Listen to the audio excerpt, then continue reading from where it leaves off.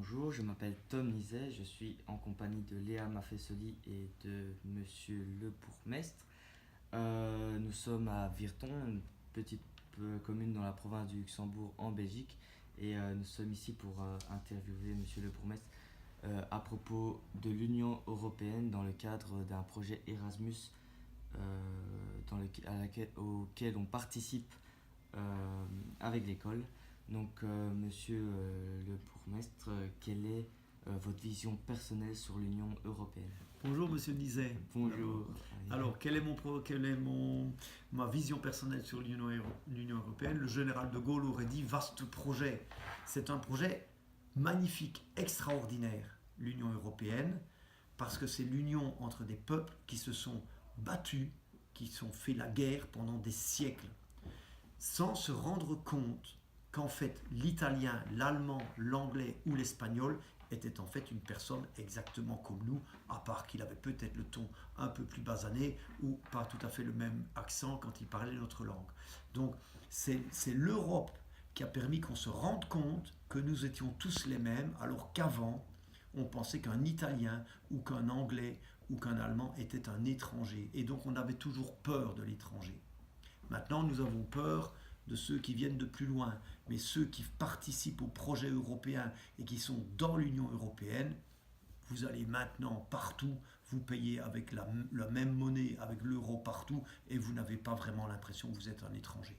Mhm. Voilà. Oui.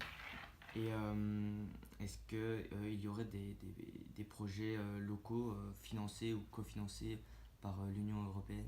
Alors, l'Union européenne finance, je pense, un tas de chantiers. Donc, ils interviennent notamment dans certains grands travaux internationaux pour aider les peuples, les populations, pour aider les pays. Ici, au niveau d'une commune, une petite commune, as-tu dit, c'est quand même 11 500 habitants. Oui. La petite commune de Virton, qui est une commune très dynamique, a profité des fonds européens, surtout en matière culturelle. Nous avons particulièrement souffert il y a 100 ans lors de la guerre de 1914. La région ici a été dévastée, des villages entiers ont été mis en ruine et nous avons énormément de monuments et l'Europe nous a aidés à restaurer tous ces monuments en faveur des civils, ces monuments en mémoire des militaires et nous avons travaillé beaucoup avec des fonds européens pour rénover tout ça. Nous avons un deuxième projet qui est également financé par l'Europe, c'est un orchestre philharmonique transfrontalier. Donc nous avons créé un orchestre philharmonique d'une 50aine de personnes qui est fait de Belges, de Luxembourgeois, d'Allemands et de Français. Et ça, c'est grâce à un fonds européen. Le problème avec les fonds européens, c'est que c'est terriblement compliqué comme procédure pour les obtenir.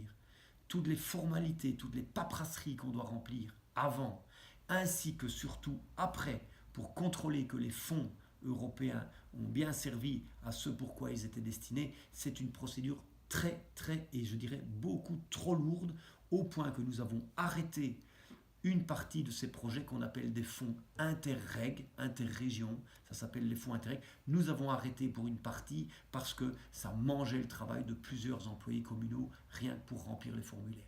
Ok, ça va.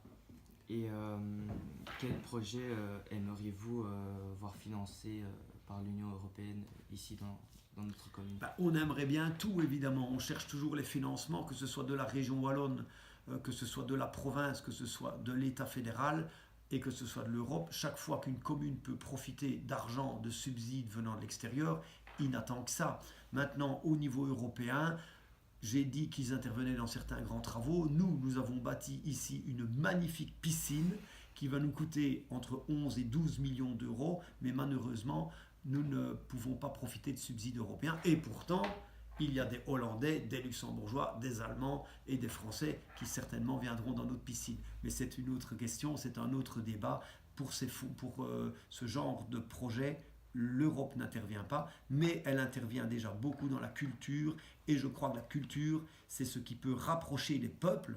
Si ici, on peut voir du cinéma, du théâtre et de la culture allemande, italienne, anglaise ou française, c'est là qu'on se rend compte qu'en fait, nous ne sommes pas fort éloignés.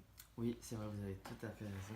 On vous remercie pour cette interview et on a hâte de pouvoir visiter cette piscine et merci. Au revoir.